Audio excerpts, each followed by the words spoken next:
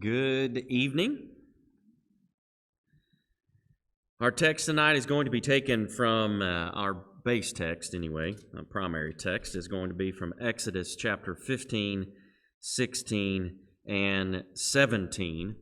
And those are going to be the chapters that we're going to be looking at. Now, as I understand it, it is Super Bowl Sunday. So if there was a prediction based upon this morning, my prediction is that the ram is going to be slaughtered. So, at least that's what we talked about this morning in the sermon. So, that wasn't planned, but I got to thinking about it, and I thought, it's too good not to say. So, but back to our text for this evening. And it is from Exodus. Now, in our Bible reading, we were reading about Moses and the amazing provision that was provided for the people of God as they kept the Passover. They fled, and God parted the sea, and they walked across on dry land. And that is actually the context that leads us up to chapter 15, because chapter 14 and verse 13, Moses said unto the people, "Fear ye not, stand still and see the salvation of the Lord." And they were able to pass over on dry land. And in chapter 15, Moses was there, and he began to sing, and the children of Israel this song unto the Lord, and spake, saying, "I will sing unto the Lord, for he hath triumphed gloriously. The horse and his rider he hath thrown into the sea. The Lord is my strength and song, and he is become my salvation. He is my God, and I will prepare him an habitation. My father's God, and I will exalt him. The Lord is a man of war. The Lord is his name." And again, when it's capitalized there, as it is in verse 3, we know we're talking about the personal name, the I Am. Verse 4, Pharaoh's chariots and his host hath he cast into sea. His chosen captains also are drowned in the Red Sea. The depths have covered them. They sank into the bottom as a stone. Thy right hand, O Lord, is become glorious in power. Thy right hand, O Lord, hath dashed in pieces the enemy. And in the greatness of thine excellency, thou hast overthrown them that rose up against thee. Thou sentest forth thy wrath, which consumed them as stubble. And with the blast of thy nostrils, the waters were gathered together, and the flood stood upright as a heap. And the depths were congealed in the heart of the sea. The enemy said, I will pursue, I will overtake, I will divide the spoil. My lust shall be satisfied upon them. I will draw my sword, and my hand shall destroy them. Thou didst blow with thy wind, the sea covered them. They sank as lead in the mighty waters. Who is like unto thee, O Lord, among the gods? Who is like unto thee, glorious in holiness, fearful in praises, doing wonders? Thou stretchest out thy right hand, the earth swallowed them. Thou in thy mercy hast led forth the people which thou hast redeemed. Thou hast guided them in thy strength unto thy holy habitation. The people shall hear and be afraid. Sorrow shall take hold on the inhabitants of Palestina. Then the dukes of Edom shall be amazed. The mighty men of Moab, trembling, shall take hold upon them. All the inhabitants of Canaan shall melt away. Fear and dread shall fall upon them. By the greatness of thine arm, they shall be as still as a stone, till thy people pass over. O Lord, till the people pass over, which thou hast purchased. Thou shalt bring them in, and plant them in the mountain of thine inheritance, in the place, O Lord, which thou hast made for thee to dwell in the sanctuary, O Lord, which thy hands have established. The Lord shall reign forever and ever. For the horse of Pharaoh went in with his chariots and with his horsemen into the sea, and the Lord brought again the waters of the sea upon them. The children of Israel went on dry land in the midst of the sea. And Miriam and the prophetess and the sister of Aaron took a timbrel in her hand, and all the women went out after her with timbrels and with dances. And Miriam answered them, Sing ye to the Lord, for he hath triumphed gloriously. The horse and his rider he hath thrown into the sea. So Moses brought Israel from the Red Sea, and they went out into the wilderness of Shur. And they went 3 days into the wilderness and found no water. And when they came unto Marah, they could not drink the waters of Marah, for they were bitter. Therefore the name of it was called Marah. And the people murmured against Moses, saying, What shall we drink? And he cried unto the Lord, and the Lord showed him a tree, which when he had cast into the waters were made sweet. And there he made for them a statute and an ordinance.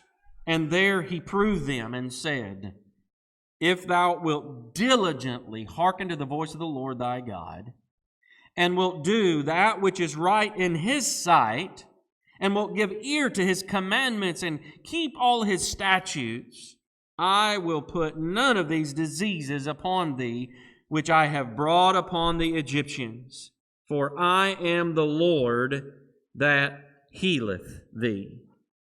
And they came into Elim, where were 12 wells of water, 70 palm trees, and they encamped there by the waters. Chapter 15. So rightfully so, as we read 15, you can see this beautiful song that paints this picture of the might, the power, the awesomeness of God that they were actually singing as they came out. This was the song that they were singing. And you better believe they would be singing it too, because as you can imagine, for us who are reading it, and it seems to almost paint a bad picture. Oh, it's taken away all these chariots and the horses and the horse and rider. He's thrown into the sea. But if you were the one that was running from the horse and the rider and the Egyptian army that was coming to pursue you and potentially kill you or for sure take you back to where you've come from, and you were the running from that, and they were pursuing you, you would be happy to know that they were not able to do so and that they could not overcome the power of the God that you serve. You're reminded of the fact that they were all down there before they passed over the Red Sea and before he said, Stand still and see the salvation of the Lord, and before the waters parted, they were on the other side, and they began to complain similarly, as we're going to see as we continue to read in the text that follows, especially in 17. In a similar chant, why have you brought us here? You brought us out here to die. What have you done? And then they saw the provision of God. God provided for them. They walked across. And not only were they able to go across on dry land, but God was able to take care of their enemies. There are no enemies that can victoriously stand against the God of heaven. There's not a one. And so we can see that in the provision that is provided here, and then that the song that they were able to sing with great joy and triumph as they came across on dry land. And it's interesting, this statute and ordinance that was made with the people. And I point it out here because it again shows this conditional relationship between the God of heaven and the people who follow Him. And it's always been the case that God will allow individuals to have a special relationship with Him, especially here with the people of God, if they would follow Him and submit to His will. And so as you read in verse 26, there is a very important word that is placed here. It's the word if. If thou wilt diligently hearken to my voice, that is the voice of the Lord thy God, will do that which is right in His sight, will give ear to His commandments, keep all His statutes, then God says, then I will be there to provide. If you will do this, and you will follow me, and you will listen to my voice, and you will obey it, then I will not put those diseases upon you. Now, that was no light threat in its own way, because they just witnessed the 10 plagues. And that's what they just saw. So when He's saying this, I am the Lord that healeth thee, He's saying, you have an opportunity to do right before me.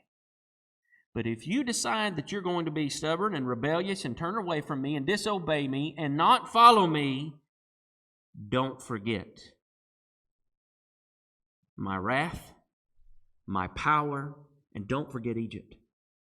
Because the 10 plagues were provided there so that they would be released, so that they could worship God openly, so that they could follow God, so that they could have freedom. God brought them out, and then He reminds them, I want to bless you. I only want good for you. I want to provide all of these things. You are my redeemed people. But if you don't follow me, and you don't do this, then ultimately God's punishment would be there. So He says, in a positive way, if you do, then I'm going to be the God that heals you. You won't see that. That will never happen to you. If you follow me, then you're going to have great provision and great benefit as being the people of God. So as you continue to read about them passing through and the congregation of Israel again, you go to chapter 16. They took their journey from Elam and all the congregation. This is 16:1. Of the congregation of the children of Israel came into the wilderness of Sin. Some would say this is the wilderness of Sinai, in the region or area of it, which is between Elam and Sinai, on the 15th day of the second month after their departing out of the land of Egypt. And the whole congregation of the children of Israel murmured against Moses and Aaron in the wilderness. The children of Israel said unto them, Would to God we had died by the hand of the Lord in the land of Egypt, when we sat by the flesh pots, when we did eat bread to the full. You know what they're saying? We had it good. Now, it's interesting how, well, our complaints change depending on where we are in a given point in time. You know, because what was their complaint when they were there? What was it? Well, God is the one that responds and said, I heard your cry. You were suffering. They were being brutalized. They were not being treated well. They were slaves. They were being overworked when they were in Egypt. They were not treated well. And they wanted to leave. They wanted to get away from that. They wanted to have that freedom. They did. Now they have it. And now they're out away from that, and they're not under that oppression anymore. Matter of fact, all the people that were chasing them, they're dead in the Red Sea. And now, oh man, I wish we could be back there. It was good back there. Was it? And they fooled themselves. It wasn't really good, but that's what they're saying. Oh man, we were able to eat bread, and we had all of these provisions, and you brought us into the wilderness to kill us. You want us to die of hunger. And that's why you brought us out here. And then verse 4 then said the Lord unto Moses, Behold, I will rain bread from heaven for you, and the people shall go out and gather a certain rate every day, that I may prove them whether they will walk in my law or no. And it shall come to pass, on the 6th day, they shall prepare that which they bring in, and it shall be twice as much as they gather daily. And Moses and Aaron said to all the children of Israel, At even, then you shall know that the Lord hath brought you out from the land of Egypt, and in the morning, then you shall see the glory of the Lord. 40 years. All that provision, all of that time. And of course, they got to a point where they didn't like the manna. But it just was provided. And really, when God was providing the manna that they were able to have as they were having to wander through the wilderness, and they are there in this instance, and God was making provision for them, this is the glory of God. This is showing the provision of God. This is showing the power of God. In practical application, we talked about how the Lord would provide. He did provide. Isaac didn't have to die. There was a ram. It was provided. The Lord provided. And yet when we come to chapter 16, again, we actually see it in a very practical way in which the people of God had provision to stay alive in a place where it was not easy to live. And that's why they call it wilderness. This is a difficult place.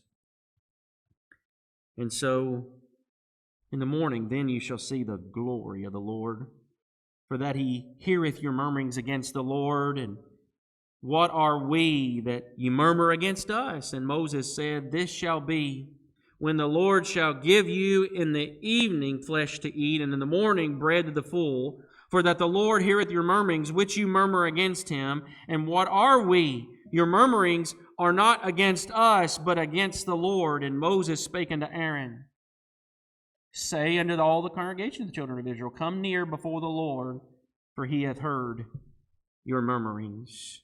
It came to pass, as Aaron spake of the whole congregation of the children of Israel, that they looked toward the wilderness, and behold, the glory of the Lord appeared in the cloud, and the Lord spake unto Moses, saying, I have heard the murmurings of the children of Israel. Speak unto them, saying, Even at even you shall eat flesh, in the morning you shall be filled with bread, and you shall know I am the Lord your God. It came to pass at even, the quails came up, covered the camp. In the morning the dew lay round about the host, and when the dew that lay was gone up, behold, the face of the wilderness, there lay a small round thing, as small as the hoarfrost on the ground. And when the children of Israel saw it, they said to one another, It is manna. But they wist not what it was. And Moses said to them, This is the bread which the Lord hath given you to eat. I mean, they didn't work for that. This is provision. This is God making sure that they had exactly what they needed. He provided it for them. He provided some regulations, some restrictions on that, specifically laying the groundwork for what would be considered the Sabbath day that is set aside. They were to do no work on it. They were to rest. It was going to be a Sabbath of rest, the Sabbath day, the seventh day. And that provision is set up in verse 26. 6 days you shall gather it. On the seventh day, which is the Sabbath, in it there shall be none. And so all of this is laying the groundwork for the Decalogue. The Ten Commandments would be given in chapter 20. And so all of this instruction is given, the provision is given by God. And then we see, as we continue to move down in verse 35, it says, And the children of Israel did eat manna 40 years until they came to a land inhabited, and they did eat manna until they came into the borders of the land of Canaan. 40 years of waking up and bread being provided. That's amazing. I mean, it's miraculous, and that's the appropriate term that we would say. This is God's power being provision, being shown to them for 40 years, day in, except for the day of rest. And God provided extra so that they had extra provision the day before, so that they didn't have to go out on the seventh day. We continue to move on. In chapter 17, it says, And all the congregation of the children of Israel journeyed from the wilderness of Sin, and after their journeys, according to the commandment of the Lord, and pitched in Rephidim. And there was no water for the people to drink. And well, you know what that means, because again, there's going to be some additional chiding and murmuring and complaining. Here they have bread. Now there's no water. In verse 2, Wherefore the people did chide with Moses, and said, Give us water that we may drink. And Moses said unto them, Why chide ye with me? Wherefore do you tempt the Lord? And the people thirsted there for water. And the people murmured against Moses, and said, Wherefore is this that thou hast brought us up out of Egypt to kill us and our children and our cattle with thirst? Now before it was hunger. They were hungry. And then all of a sudden we got quail and manna. Now they're thirsty. There's no water to drink. And this does give you an appropriate picture of the wilderness that they were having to wander around in as they are doing so. And it does give you a picture of what it was like. It was difficult and rugged terrain. And so they have no water. It's very dry, clearly, because they're all thirsty and they are desiring it. And then in verse 4, And Moses cried unto the Lord, saying, What shall I do unto this people? They be almost ready to stone me. It must have been hard being in that situation, because surely they were very serious about this. Moses is speaking to God, and he declares exactly how he feels. He feels like that's what's going to happen, that they're about to turn. And in verse 5, the Lord said unto Moses, Go on before the people, take with thee the elders of Israel, and thy rod, wherewith thou smotest the river, take in thy hand, and go. And behold, I will stand before thee there upon the rock in Horeb, and thou shalt smite the rock, and there shall come water out of it, that the people may drink. And Moses did so in the sight of the elders of Israel. And so he called the name of the place Massa, or Meribah, because of the chiding of the children of Israel, and because they tempted the Lord, saying, Is the Lord among us or not? In the middle of all of this, and you can imagine how challenging it would have been if you've gone for an extended period of time, so much so that you feel like you're going to die of thirst. What does that do to your physical body? How does it make you feel? It will exhaust you. It drains your energy. You are not in a great place. So when you're actually able to get it, it's not going to come back immediately. And so this is where they are. And in the midst of a weak time and a challenge and a hardship for the people of God, then danger comes, something even more dangerous than being thirsty. And that is the people of Amalek, or the Amalekites. In verse 8, then came Amalek and fought with Israel in Rephaim. Now, who is Amalek? If you go back and you read, we know of Jacob and Esau. And so if we're looking at Abraham, Isaac, Jacob, that's the lineage of Christ. And so Abraham and Isaac, and then you got Jacob and Esau. Well, Esau's descendants, you have Esau who had a son, and if I'm not mistaken, this would be Esau's grandson, Amalek, based upon the genealogies. And it would be the people that would derive down from there. And so these are the individuals that are there. They are the ones that are coming up against them to fight against them with Israel in this place. And Moses spoke unto Joshua, told him to choose out men to go out and fight with him, Amalek. It says, Tomorrow I will stand on the top of the mount or on the hill with the rod of God in my hand. The rod is significant. It was there. God told him to take it, part the sea with it. He did so. He has the rod again. He tells him to again strike that rock, and then there's going to be provision. Take that rod. Make sure you do that in front of the elders of Israel. And again, God says, I want you to go and I want you to take that up with you on that hill with the rod of God. In verse 10, so Joshua did as Moses had said unto him and fought with Amalek, and Moses, Aaron, and Hur went on top of that hill. In verse 11, there it came to pass when Moses held up his hand that Israel prevailed.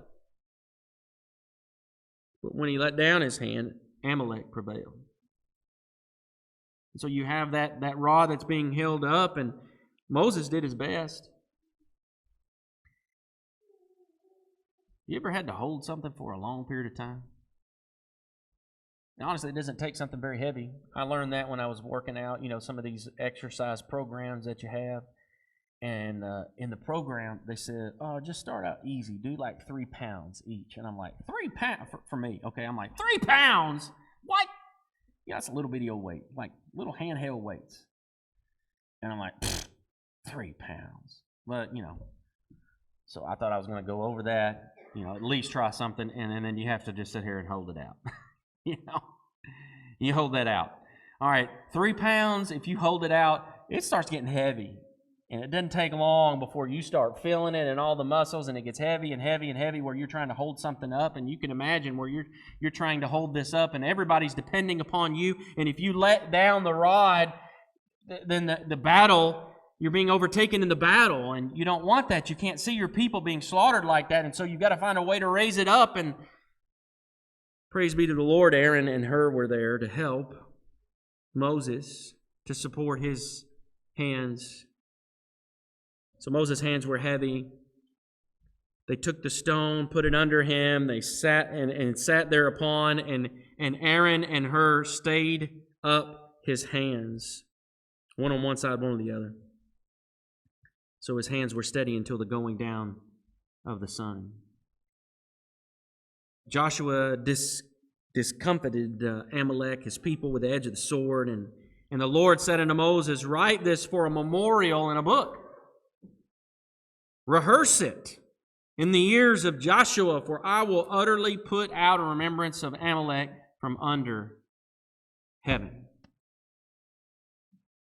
Moses built an altar, and in that place, he called it Jehovah Nissi. Now, depending on what translation you have it just translated Jehovah Nissi, but it is also translated, the Lord is my banner. The word here is banner and ensign. Sometimes it's translated as standard. Sometimes, even if you look at the root, it's just basically a pole that's held up, something that represents something of significance that they would look to. And so ultimately, the idea here is the Lord is my banner. For he said, because the Lord has sworn that the Lord will have war on Amalek from the generation to generation. Now, you may be wondering, why is that important? What does that have to do? I mean, we're studying about God and who He is and His nature and the characteristics of God. And why is this significant? Why is this name important? Why even go here and talk about that? Well, we've already read about the fact that the Lord is a healer. He has provision for His people, those that will follow Him. And then we come over here and we see those that are against the people of God. Then God is against them. You know, it's really important here that the Lord is my banner. He's the one that will provide the victory. He is the one that is there for us. And even when we have those that would stand against the people of God, God will then be against them. Well, that provides great peace and great comfort knowing that I'm not alone, that I will never be alone, that the Lord is by my side and will provide the victory. And for the people of God, they were at a very, very weak point. Here they're wandering through the wilderness and they're thirsty. They're the point where they're even considering, or at least Moses has the perception, they're going to pick up stones and stone him because they brought him out there. They are suffering. Now the water is provided, but right after that, then what happens? Amalek takes advantage of the situation. And he comes in to attack them and does so and starts war with them. What's worse is the genealogy. If you take it back and you realize that this is Esau's descendants, it makes it even worse. But as you see this, you see the battle and what happens, and God says, that will not go unpunished. Sometimes when we're at our lowest, personally, individually, and then we have those that would come against us and would attack us and to tear us down and try to rip us apart. Make no doubt about it, God, vengeance belongs unto Him. He will be the one that will repay, but again, it will not go unpunished. As God is the judge, He is a fair judge, He is a righteous judge. That will not go unpunished. Now, we're not going to turn around and punish others when they do that to us. But when we're in that moment where we feel so alone, inadequate, and so low, don't forget God is there. He knows, He sees. And through His divine providence and ultimately the final judgment, there will be punishment for those that do so. When we see that the Lord is my banner, that's exactly what it means. When you go to Deuteronomy chapter 25, in the midst of talking about a lot of other things, laws concerning the relationship between human beings and offerings, the first fruits, and a lot of other things that are mixed together, in Deuteronomy 25, in verse 17, it says, remember what Amalek did unto thee by the way, when you were come forth out of Egypt, how he met thee by the way and smote the hindside, or the hindmost of thee. That is, he snuck up upon them, blindsided them, and took advantage of the situation. Even all that were feeble behind thee, when thou wast faint and weary, and he feared not God. That's important. He didn't fear God.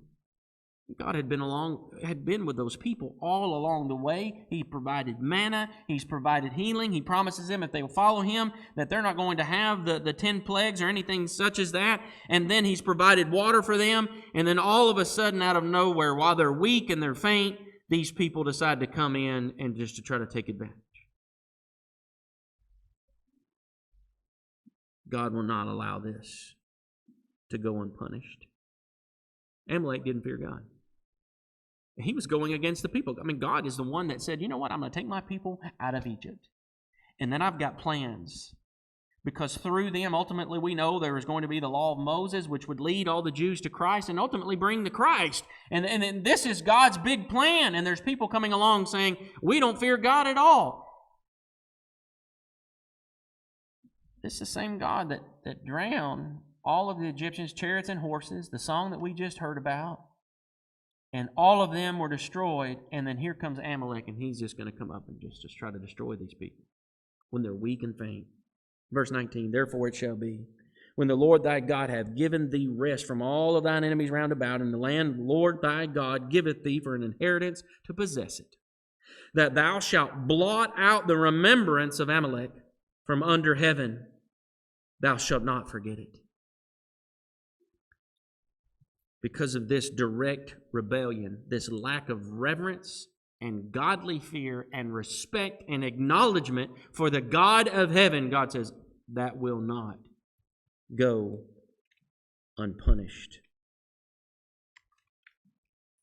In 1 Samuel chapter 15, we read on about Amalek. We read on about what all of this means. And in 1 Samuel chapter 15, Samuel said unto Saul, the Lord sent me to anoint thee to be king over his people. That's verse 1, over Israel. Now therefore hearken thou unto the voice of the words of the Lord. Thus saith the Lord of hosts, I remember that which Amalek did to Israel, how he laid wait for him in the way when he came up from Egypt. Now go smite Amalek. God said, I'm not going to forget this. This was not going to pass over. God was not going to allow this to continue. Go smite him, utterly destroy. This was part of God's provision, part of God's promises, and showing that he was going to punish them and utterly did. Saul did not obey.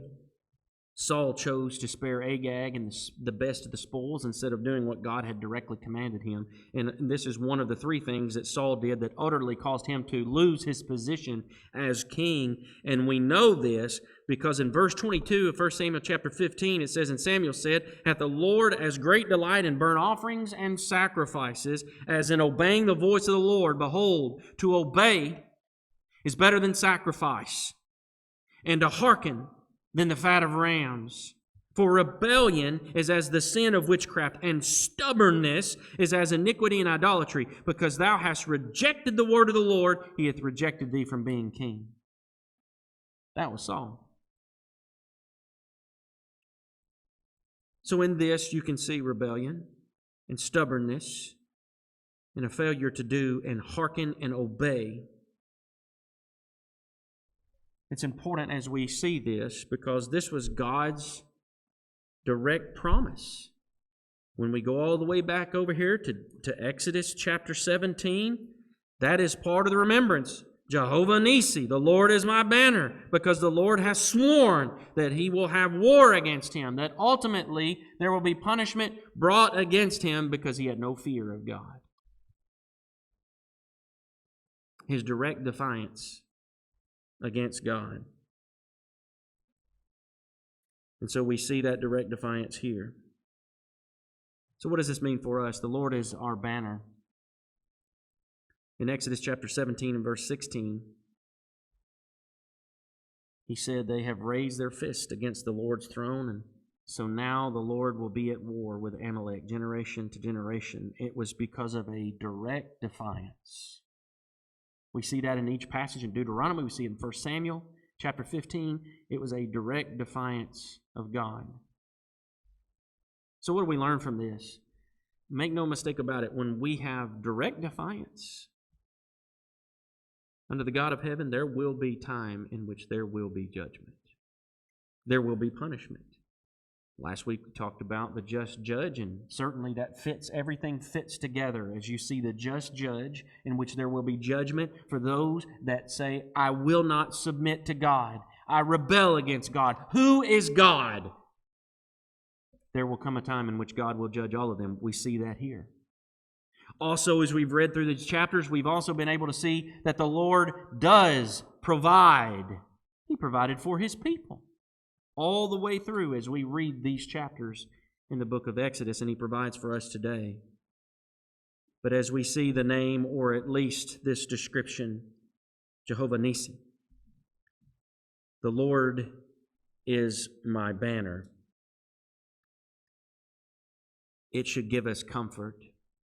I can't help but think about the book of Revelation and those souls that were there, those souls that had been martyred because of their faith, that had been mistreated and ultimately put to death because they believed and stood up for Christ, and that they were wondering, how long is this going to be? When am we going to be? When is vengeance going to be taken upon these people? When is this wrong going to be made right? Because, Lord, we stood up for you, we loved you, and they slaughtered us. When will they also receive their punishment? And the book of Revelation points out they will. They're not going to be able to get away with that. God's not going to overlook that activity.